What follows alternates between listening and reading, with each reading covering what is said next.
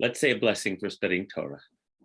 Baruch atah Adonai Eloheinu melech haolam asher kitshanu b'mitzvotav v'tzivanu la'asok b'divrei Torah.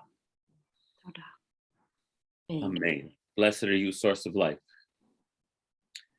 who has given us the commandment to engage with the words of Torah. The Torah portion this week is Mishpatim, which means laws. And it's chapter 21, 22, 23, and 24, actually, of Exodus, coming right on the heels of the Ten Commandments last week. Last week's portion, we hear the Ten Commandments, and now we hear very detailed, 3 chapters of detailed civil law. In other words, the fine print, when we say you shall not steal in the Ten Commandments, there's a lot, many examples of case law of different kinds of theft and what the punishment should be, what the compensatory damages should be. How it's so, in one sense, it's rather dry, but in another sense, I find it totally fascinating. Chapter 21, 22, and 23 focus on the laws. And then chapter 24 is this amazing chapter where this covenant is formally entered into by the children of Israel. And some years I'm drawn to that chapter, which is like a mystical vision of beholding God and eating and drinking. But this year, my attention was totally drawn to the rules. And so that's what I want to do with you today. And I wish we had, a couple of hours just to make our way through, but we don't. So we'll do as much as we do. And I want us all to get a feel for this, this code of legal code that now comes right on the heels of the Ten Commandments. And I welcome your input. No, the 72 is in Parshat Ki Tetzei in Deuteronomy, Ellen, which is the other Parsha, which has dozens of precepts. This one doesn't get called 72 for whatever reason. That number's attached to that other Parsha. So I'm going to share my screen. And what I want to do is just start reading the portion with you and sharing some comments. And by the way, again, in the name of teachers, today I looked in, this Chumash is called Eitz Chaim. It was put out by the conservative movement. And it has a commentary by Rabbi Harold Kushner. Is Harold Kushner still alive, Rabbi Ellen? Yes, he lives in the same place my mother does. That's why I asked. Harold Kushner is best known for his book, When Bad Things Happen to Good People, which he wrote after their son died of this unusual disease, whose name I'm forgetting, where the body ages so rapidly that the person dies when they're in their teens, usually. And after that horrible experience, he wrote a book called When Bad Things Happen to Good People. Rabbi Ellen thinks it's called Progeria. I think you're right. So he was asked to write the commentary to this conservative Chumash, and I personally get great value from his comments. So that's where I looked today. That's primarily where my resource is today, and I wanted you to know that. So I'll be quoting him as we go. So let me share the screen. And that is here, okay. Everyone got a good view? Yeah, good. Okay. So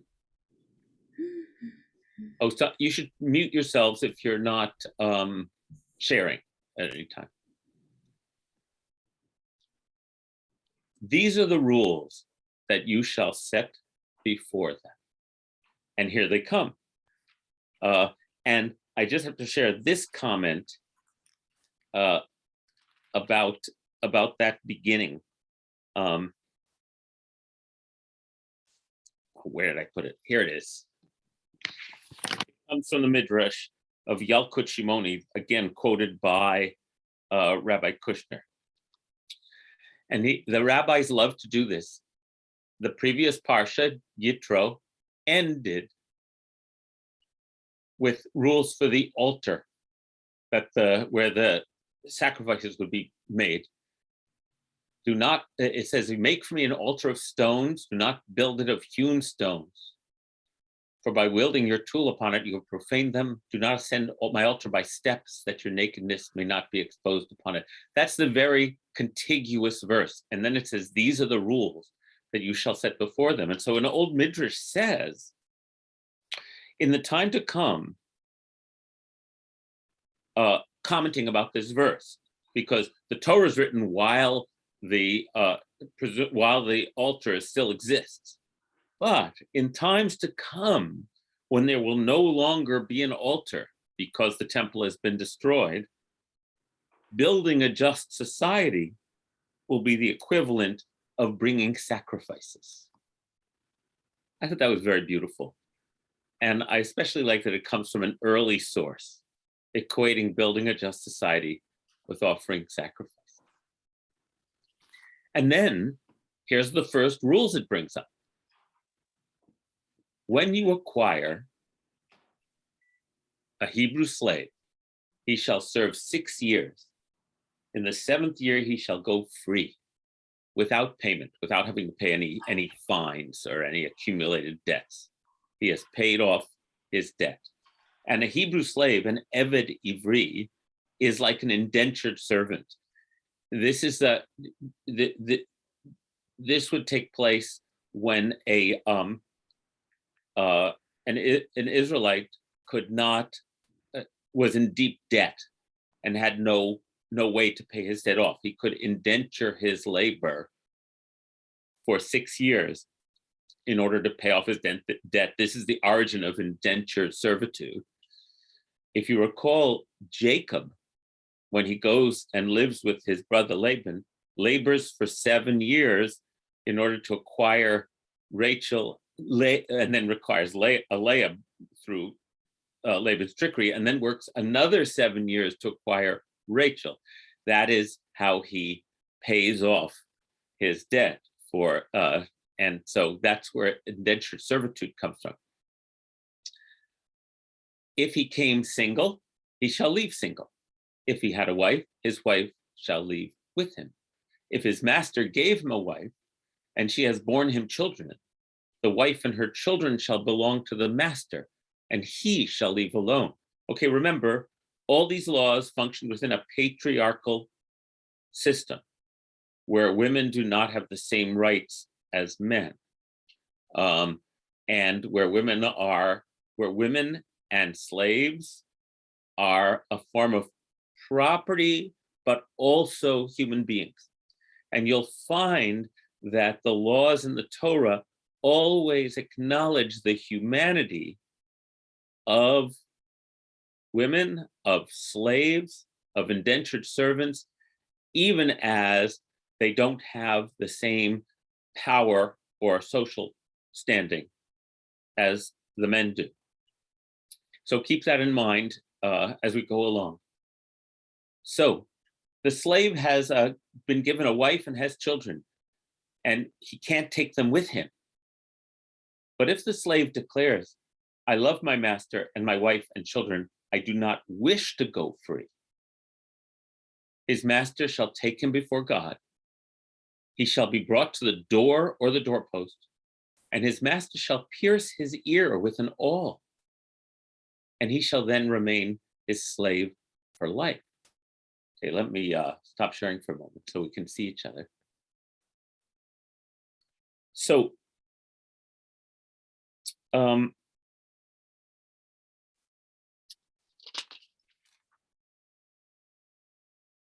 first, again, the institution of slavery is not abolished in the Torah.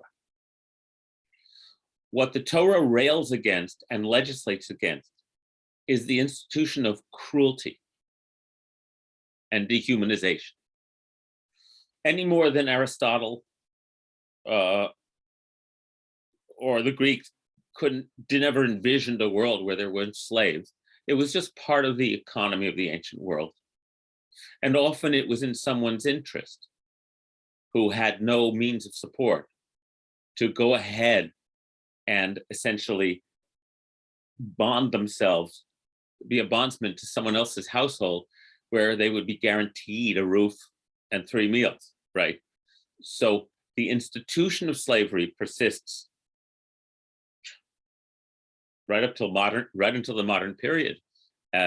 What the Torah is doing is insisting that slaves, women, strangers, the powerless are human. And there's a baseline of humane treatment that every human being deserves. This is what's revolutionary about the Torah. Eventually, Judaism also starts to outlaw slavery. But these are developments over a long period of time. It's logical that the very institution of slavery would become anathema, given the primary principle that all humans are made in the divine image. But all of that so much of that is dependent on social and economic practices of any time. Right, it seems like a bad deal, says Susan, that the man has to stay as a slave to keep his wife and children. Yes, if we had that rule today, it would seem a very bad deal. But in its time, where women and children are the property of the patriarch, whoever the head of the household is, this was his option. What that ensured him was that he could be with his family. It's true. What you'll see in these rules is what's legislated against is cruel and inhumane treatment. But the institution of slavery is not questioned in the Torah itself. And what I want to propose to you is that for its time, the Torah was radically progressive. And that those radically progressive principles that animate Judaism, number one, all humans are created in the image of God. Therefore, it's like saying in our Constitution, all men are created equal, but men was understood to be white property owners, male. And however, the principle of who gets included in the category of men, that is humans as they expressed at the time, expands over time. The same thing happens to Jewish law, but the core principle is already established. Gail says, do you know if he could later buy his wife and children if he acquired the means? I don't know, Gail, but what I do know is that in the commentaries about this, the rabbis say that they are not there for life, but they are there until either the master dies or a jubilee year comes about. So what happens when you study the Torah laws and then you study the rabbinic commentary about the Torah laws? The rabbinic commentary is almost always loosening it up and saying, in fact, what they mean for life is, because elsewhere in the Torah, we read that in the Jubilee year, in the 50th year, all slaves are released. And we also read elsewhere in the Torah that when a master dies, the slave is freed. So the rabbis take these various things from the Torah, and in answer to your question, Gail, I don't know if they could buy their way to freedom, but there was a legal definition of when their term of service would end. Okay, so let me share the screen again. See, this is why I want a few hours for this stuff. We're just getting started. Rashi says, those who decide to stay are branded in the ear. Their ear is pierced. Why? Because it was the same ear that heard God declare at Sinai, I have brought you out of the house of bondage. So when you hear the commentaries, you realize that even this choice to remain is not privileged by the tradition. Leaving slavery is leaving slavery. Oh, Ellen, thank you. I'll recognize you in a second. And then another commentary says, and why a doorpost? Because a door was opened for him to go free and he refused to go. So later Jewish tradition does not see this as a particularly laudable choice. Again, wanting to critique the Torah, which is the Jewish way. And Gail said, what about non-Hebrew slaves? Different rules? Yes, in the Torah, there are different rules for non-Hebrew slaves. Because the rules about how you treat your kin, your fellow Israelites, are different than how you treat non-Israelites. But even the rules about treating non-Israelite slaves still come under the category of you must not treat them befarech. Farech is the Hebrew word for cruelty, used to refer to how Pharaoh treated the slaves. So even though there are levels of autonomy clearly in the Torah, there is a baseline of humanity that is affirmed in all cases. Okay, I hope that was well expressed. Ellen? In a time, there's it says under that if he comes single as unmarried, but the Midrash understands it as vigorous. If the slave was strong and able-bodied when he entered your service, you were not to work him so hard that he was no longer vigorous when he completed his obligation to you. So that's just an example of what you were talking about. And I think that's a great example. Thank you so much.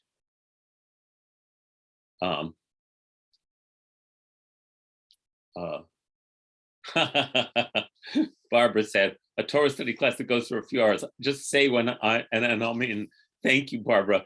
That'll be when we're meeting in person again and online, so that we can get up and stretch and go, it's like, we'll do it today. Oh, you're welcome, Naomi. I'm glad you could come for a little while. Okay. Thank you. Bye.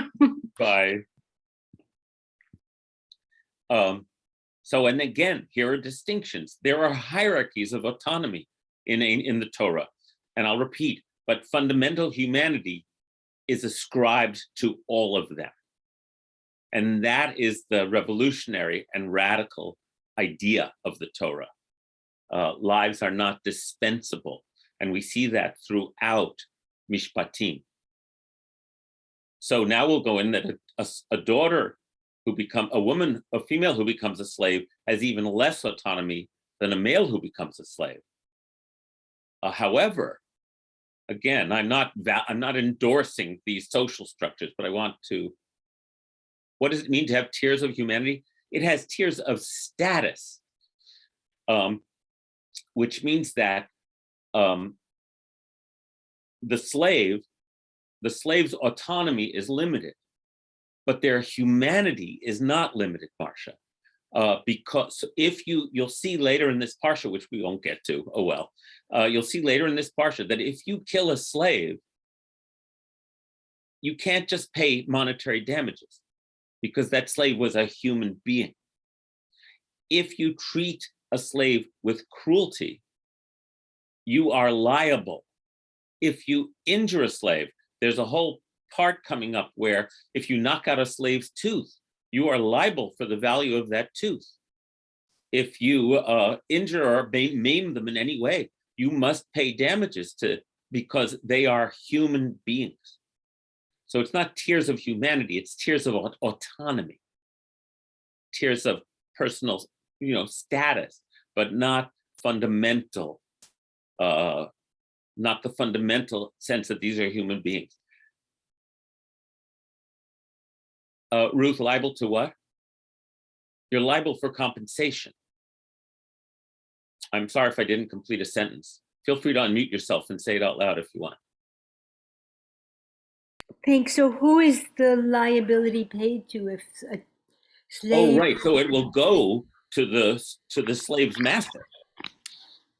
But you're not. But you're not paying for property. You're paying because you've disfigured a life, human life.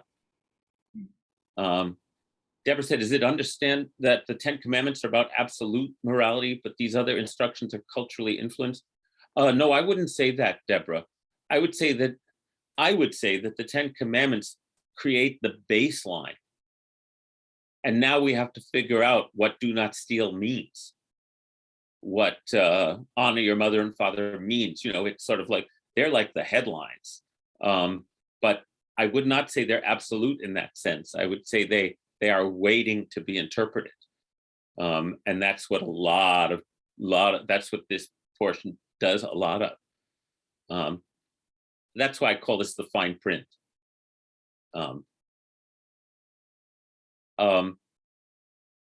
So if a man sells his daughter as a slave, she shall not go free as male slaves do, but because she's even more property in that society. But if she proves to be displeasing to her master, who designated her for himself, he must let her be redeemed.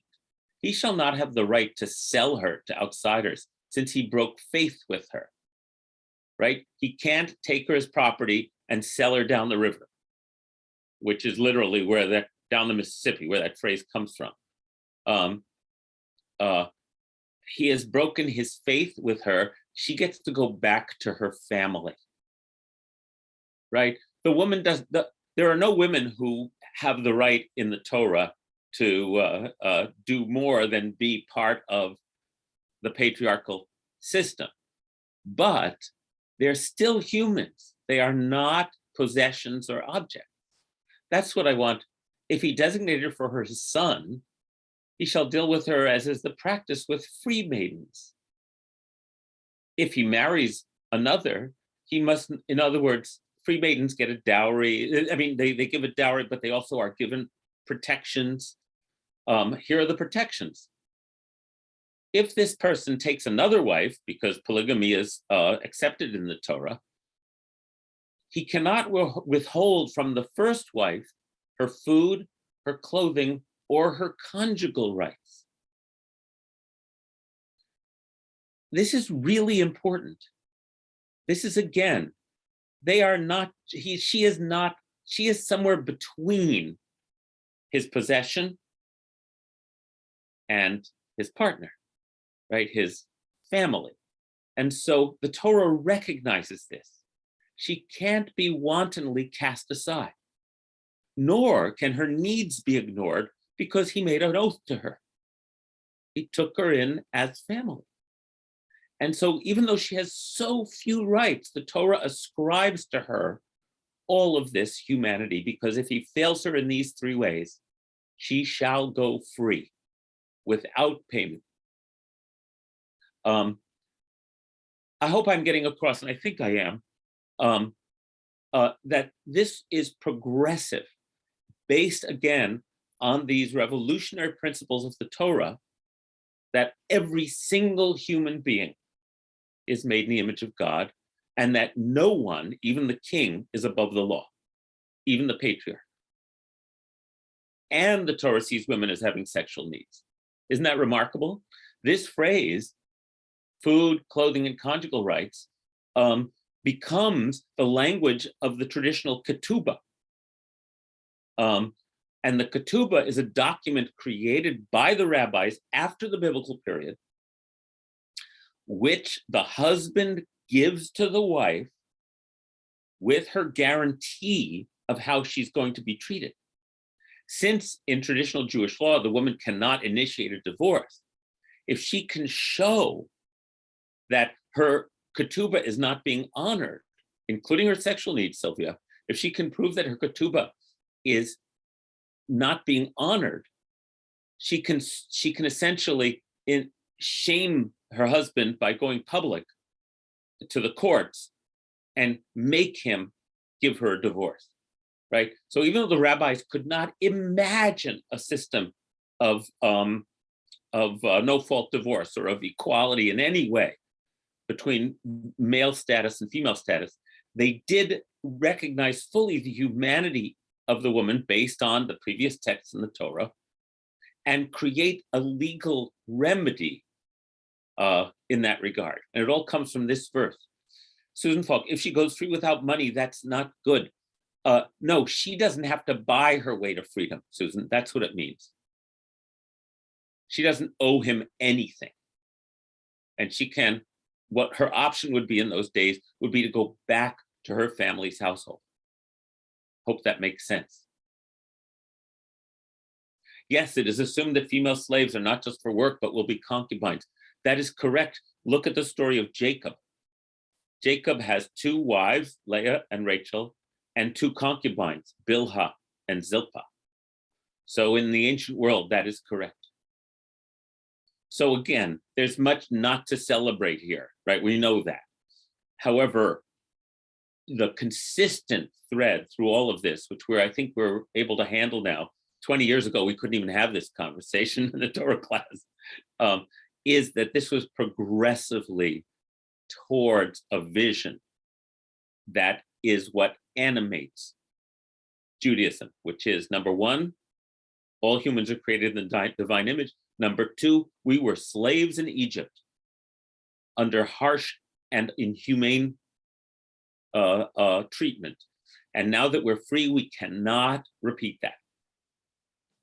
Not to any slave, not to the lowest, most powerless member of society, which included women who had no legal recourse, very, very little, strangers who were resident aliens, and orphans who were fatherless, who had no protector. That became, Rabbi, yes. what does it mean in the divine image? Made in the What? divine image. That is the $64,000 question later. So when Genesis chapter 1 says, God made the human being in the divine image, male and female, God created them. It doesn't say what that means. We have to intuit it. And so does it mean, perhaps, and these are all going to be yes and, it's not either or. Does it mean human beings have been given the ability to both create and destroy, just like the Creator? Maybe, yeah. The Torah is, though, fundamentally a moral document. And it's making a fundamental moral premise that in a world in which it arose, in which if you were a king, life was great. If you were a slave, your life was worthless. So by stating that every human being is made in the divine image, it means that every human being is somehow of incalculable value, bears remember that God is called the king, bears somehow the imprint of royalty. And based on the Jewish story, that Pharaoh exhibits exactly how we're not supposed to treat people, by making them expendable, by treating them as chattel, by throwing their baby boys into the river. Everything that Judaism stands for is to create a society that does not allow that kind of treatment from one human being to another to happen again. That's why we have all these laws. So the idea then is that being in the divine image somehow is a reminder that no matter what your social status is, you are precious. And you cannot be treated as garbage, as something to toss away. I think that's what it means most in the context of the Torah, which is fundamentally a moral a code. Does that help answer your question, Leah? Partially. Of course, it'll never be completely answered. Never be completely answered. Thank you, though. Thank you. Sure. Gail says, it's worth reading something of Roman treatment of slaves to really appreciate the difference from Torah, much less rabbinic tradition. Yes, the Roman law stands in contrast to these adjudicated, legislated rights of even the least powerful in a society. Remember, that's radical. It's radical to create a justice system where you insist that even the lowest of the low socially have fundamental rights. Gail, do you want to add?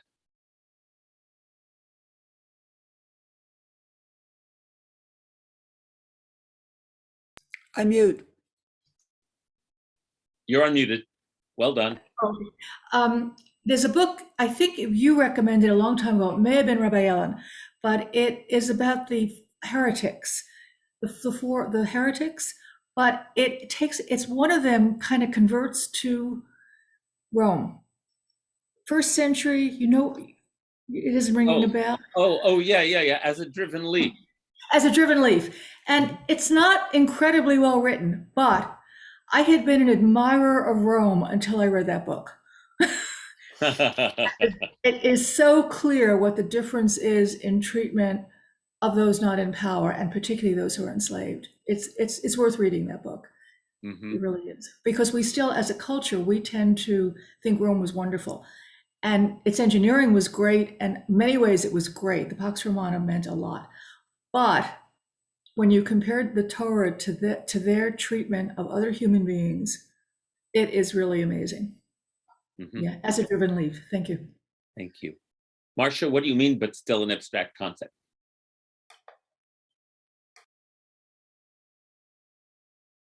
Do you want to say more about that? Yeah, just, you know, just the idea of that, that humanity base. Whoops, sorry. Just, what did that really mean in, women's or slaves' lives? It's, yes, we're considered humans, but in everyday life, there was very little power or autonomy. So it just feels abstract when we say we attribute humanity, Well, to everyone. it becomes what animates the law code.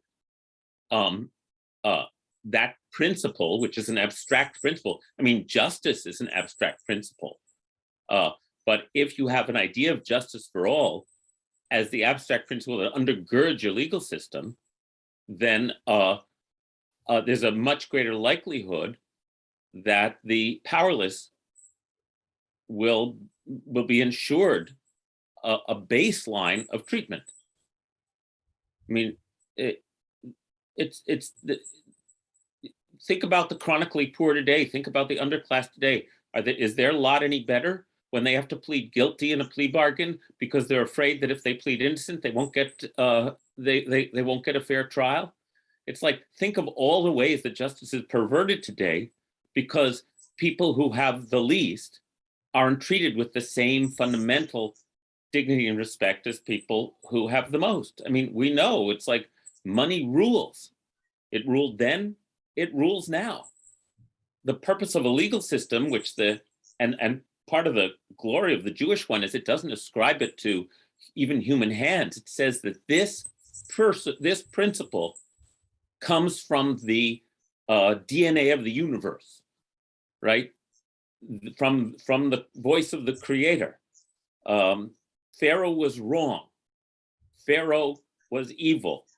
If we are going to leave Egypt, we have to create a society that denies the possibility of a Pharaoh ascending to power who treats human beings according to his whim. So these principles are absolutely fundamental to a society that is not a tyranny.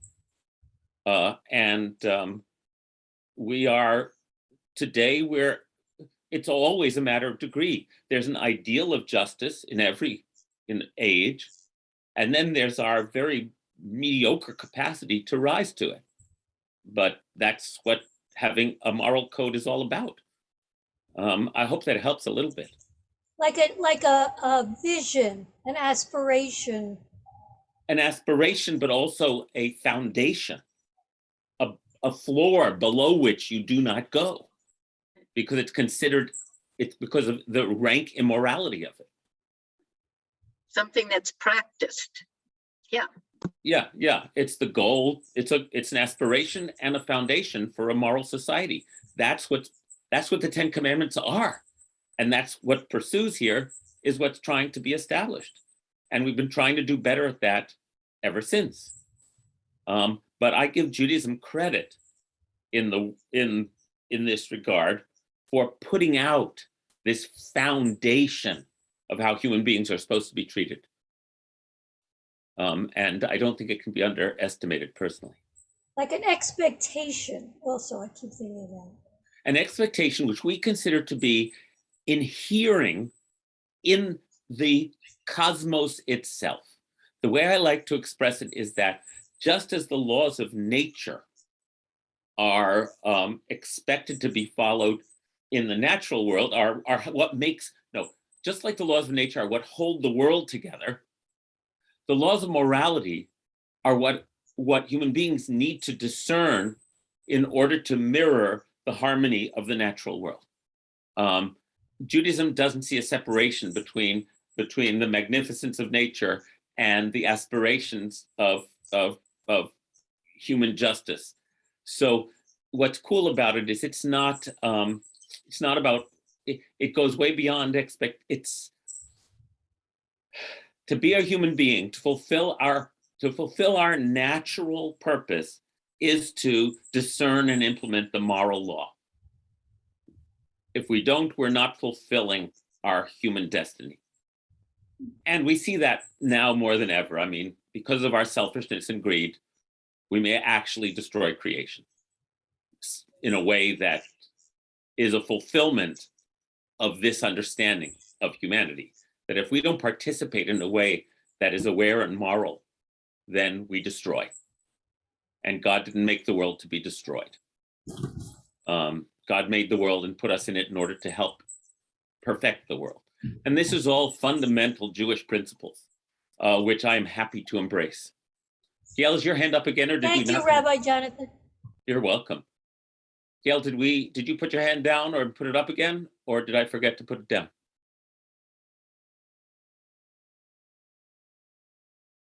Okay, I guess I forgot to put it down. So let's go towards much later in the Parsha, since we'll use up our time so quickly, and know that what continues here is in the next chapter are more of these laws. What to do if someone's ox gores a person and kills them? Well, if the ox has never done this before, then the ox is slaughtered, restitution is made, and it's that. But if this ox is a known, like a dog, has been known to gore people, then the owner is severely punished. And so it's really worth reading. You really get a sense of an effort to create accountability. There's a lot of accountability. There's a rule about if somebody tries to enter your house as a burglar in the night and you kill them, it's not considered homicide because you didn't know what they're doing in their house. It's self-defense. But if they come in the light of day and clearly are not bent on killing you, if you kill them, you're liable for murder.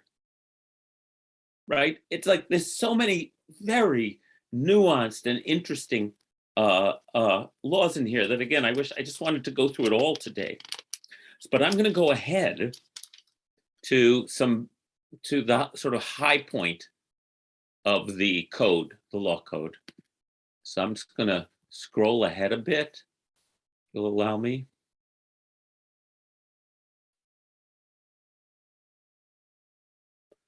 To verse 20.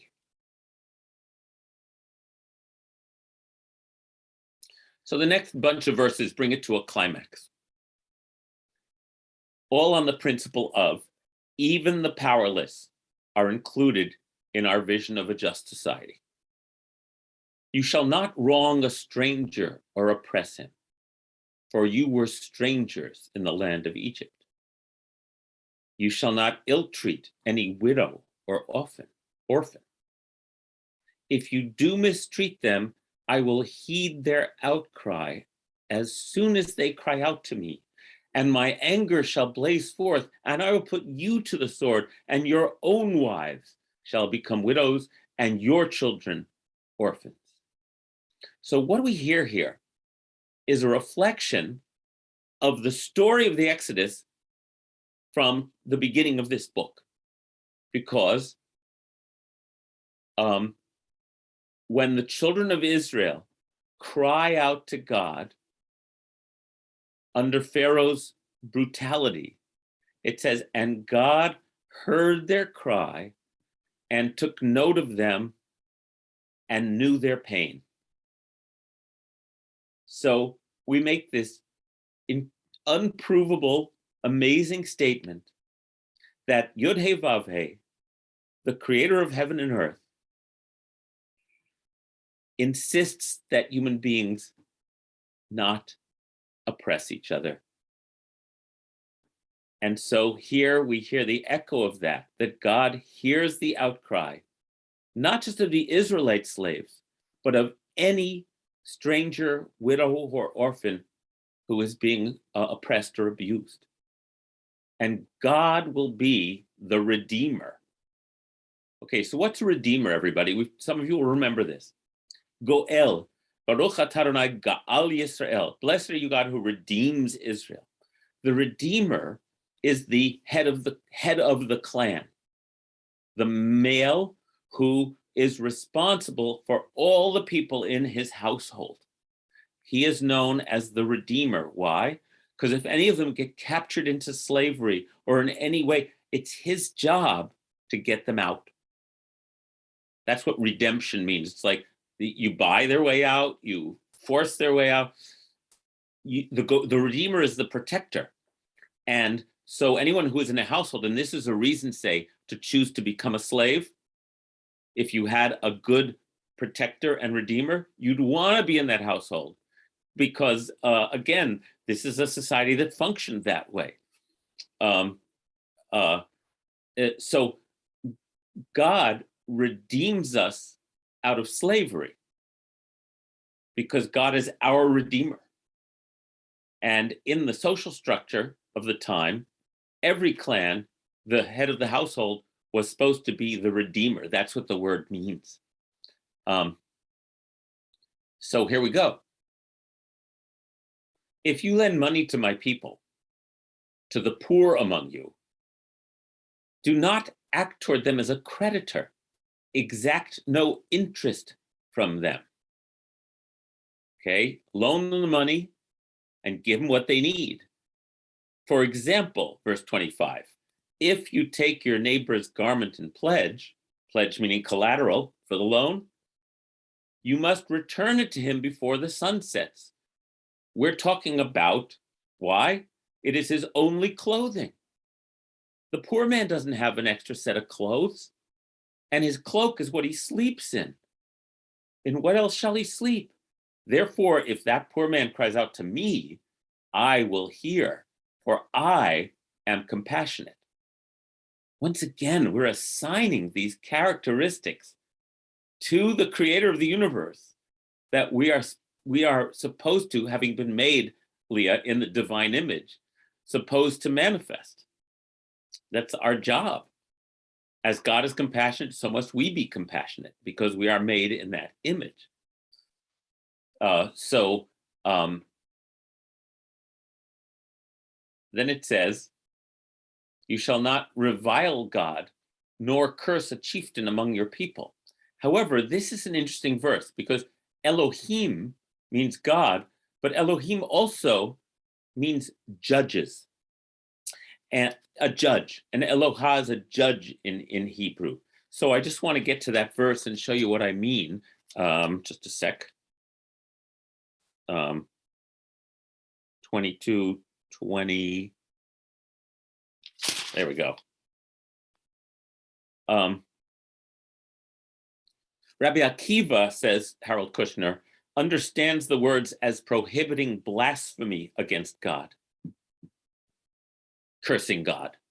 Rabbi Ishmael, however, takes this to refer to the word Elohim as judges. You shall not revile your judges.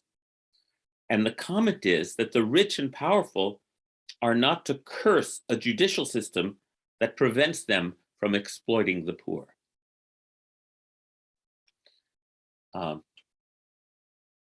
You shall not put off the skimming of the first yield of your vats. You shall give me the firstborn among your sons. You shall do the same with your cattle and your flocks. 7 days it shall remain with its mother. On the 8th day you shall give it to me. These are laws of how, because God is our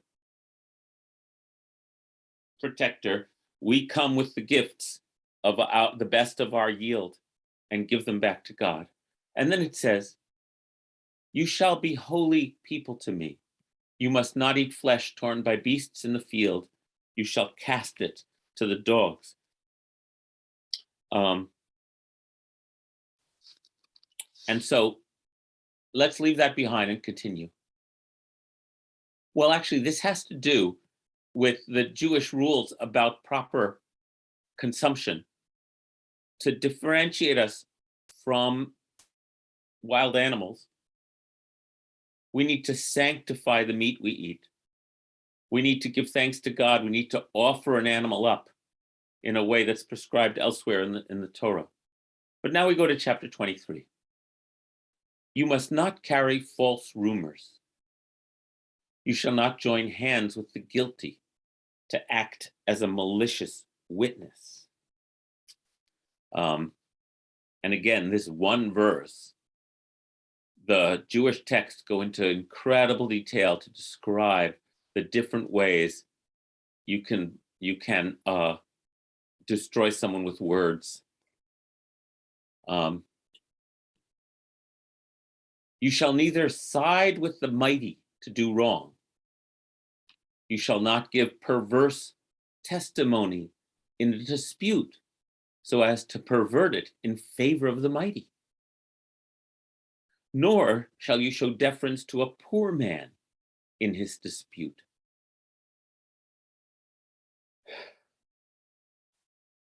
I'm just going to go on. When you encounter your enemy's ox or ass wandering, you must take it back to him. When you see the ass of your enemy lying under its burden and would refrain from raising it, you must nevertheless raise it with him. You shall not subvert the rights of your needy in their disputes.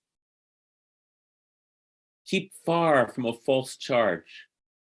Do not bring death on those who are innocent and in the right, for I will not acquit the wrongdoer. Do not take bribes, for bribes blind the clear-sighted and upset the pleas of those who are in the right. You shall not oppress a stranger, for you know the feelings of the stranger, having yourselves been strangers in the land of Egypt. 6 years you shall sow your land and gather in its yield. But in the 7th you shall let it rest and lie fallow. Let the needy among your people eat of it, and what they leave let the wild beasts eat. And you shall do the same with your vineyards and your olive grove. And now, this description of Shabbat sums it all up. 6 days you shall do your work, but on the 7th day you shall cease from labor. Why? Okay, why? So that you can go to the spa? No, here's why. In order that your ox and your ass may rest, and that your bondman and the stranger working under you may be refreshed. So this line then sums up everything we've been intuiting from all the other rules. Once a week, you have to give up being the boss. Why? Because your role is not your essence. The wheel of fortune turned. We were slaves in Egypt, and now we're not. So does that mean you get now to work your slave and to the bone? Does that mean you now get to treat them with cruel and inhuman treatment? Absolutely not. The seventh day, the Sabbath, is an absolutely sublime institution designed to remind the powerful and the powerless alike that we are all fundamentally worthy of being rested and refreshed. The reason that Mishpatim says you celebrate the Sabbath is so that the people and the animals who labor under you can have a day off. Do not think for a second that this was a commonplace in the ancient world. That's why, as we were saying, this fundamental idea of Judaism is revolutionary in leveling the playing field for all human beings, and in this case, for pack animals as well. Be on guard concerning all that I have told you. Make no mention of the names of other gods. They shall not be heard on your lips. And then it goes on to describe the festivals. And well, so I think we're going to run out of time. So I'll stop sharing here.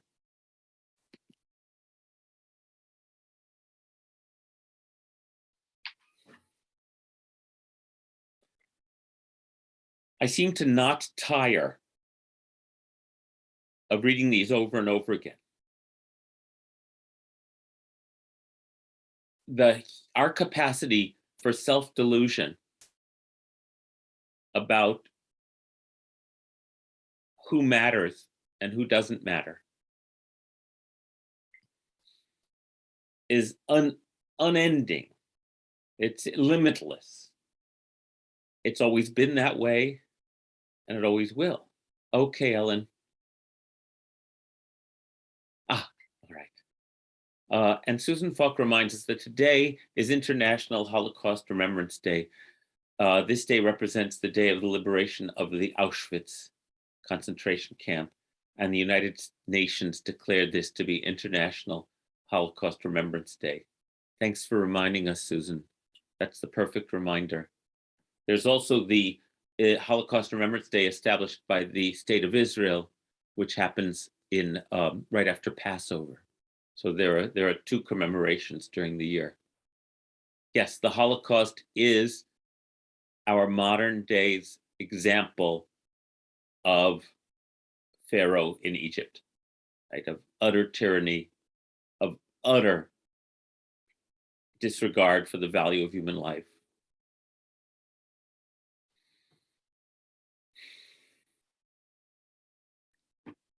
There's an incredible Haggadah that I have on my shelf that was written by survivors in 1946 at their first Seder in Munich as free people, where all the woodcuts are woodcuts of, I'm going to get it off my shelf.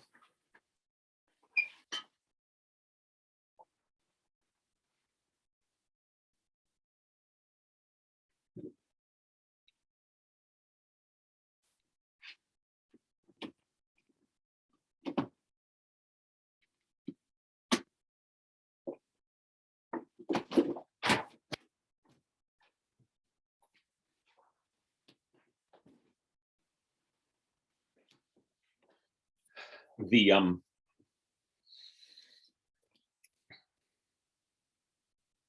a survivor's Haggadah. It was found among the possessions of an American rabbi who was a chaplain who organized the Seder long after it had passed. But the illustrations, what's remarkable about it, I'll just show you one of the woodcuts, for example.